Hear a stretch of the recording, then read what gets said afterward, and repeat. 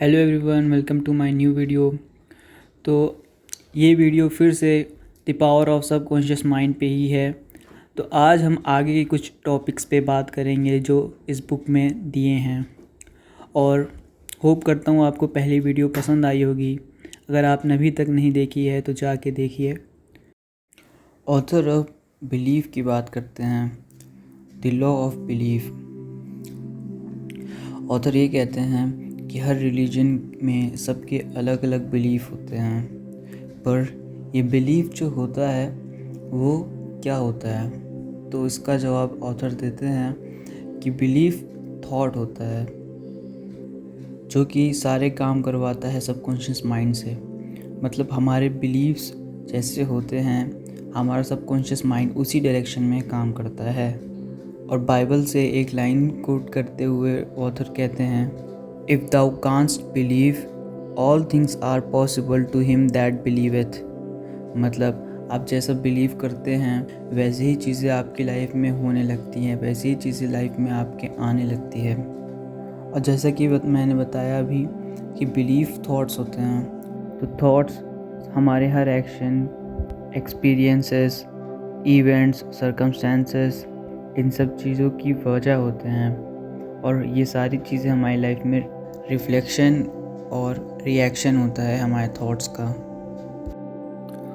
Author अब mental healing in modern times की बात करते हैं और वो प्रेयर थेरेपी के बारे में बताते हैं। वो कहते हैं कि प्रेयर थेरेपी एक बहुत हारमोनियस और इंटेलिजेंट फंक्शन होता है कॉन्शियस और सबकॉन्शियस माइंड के लेवल पे, जो कि एक डेफिनेट पर्पस के लिए यूज़ करते हैं। और ये थेरेपी कई बार यूज़ की जाती है अपनी खुद की बॉडी को हील करने के लिए, इसीलिए इसको मेंटल ट्रीटमेंट भी कहते हैं। तो इस थेरेपी में हम एक सर्टेन आइडिया, मेंटल पिक्चर और प्लान चूज़ करते हैं जो कि हम चाहते हैं कि हो, और हम उस आइडिया को, उस मेंटल पिक्चर को अपने सबकॉन्शियस माइंड तक कन्वे करते हैं। और वो कैसे होता है? वो होता है by feeling the reality of the state assumed. मतलब उस चीज़ को रियलिटी मान लेना जैसा एक्सपीरियंस आप करना चाहते हैं। ऑथर एक एग्जांपल देते हैं। वो कहते हैं अगर कोई इंसान बीमार है तो वो अपने थॉट्स की ही वजह से है। मतलब उसके जो नेगेटिव थॉट्स है जो कि डर से भरे होते हैं, वही हमारे सबकॉन्शियस माइंड में भरे होते हैं, जिसकी वजह से हम बीमार पड़ते हैं। कोई भी बीमारी सबसे पहले थॉट से ही स्टार्ट होती है, उसकी स्टार्टिंग पॉइंट थॉट से होती है। तो इसीलिए यहाँ पे ऑथर कहते हैं हमें पहले अपने थॉट प्रोसेस को सही करना चाहिए, नेगेटिव थॉट पैटर्न्स को ख़त्म करना चाहिए। और इसीलिए इस मेंटल थेरेपी में हमें ये कहा जाता है आप खुद के इनफाइनाइट पावर, इनफाइनाइट इंटेलिजेंस पे बिलीव करें और उसकी कैपेसिटी पे बिलीव करें कि वो आपको हील करेगी, जिससे कि आपके नेगेटिव पैटर्न्स टूट जाएंगे और आपकी बॉडी हील करने लगेगी। और इसी को प्रेयर थेरेपी कहते हैं। आगे ऑथर एब्सेंट ट्रीटमेंट की बात करते हैं। वो कहते हैं कि जो सबकॉन्शियस माइंड होता है वो यूनिवर्सल सब्जेक्टिव माइंड है। मतलब जो सबकॉन्शियस माइंड आपकी बॉडी में ऑपरेट कर रहा है, वही सबकॉन्शियस माइंड और भी लोगों की बॉडी में ऑपरेट कर रहा है। ना ये टाइम पे डिपेंड करता है, ना ये स्पेस पे डिपेंड करता है, ये सब आपस में कनेक्टेड होते हैं। ऑथर एक लड़के का एग्जांपल देते हैं जो कि लॉस एंजलिस में रहता था और उसकी मदर न्यूयॉर्क में रहती थी, जो कि बहुत बीमार थी। तो वो बताते हैं कि उस लड़के ने कैसे अपनी माँ को हील किया।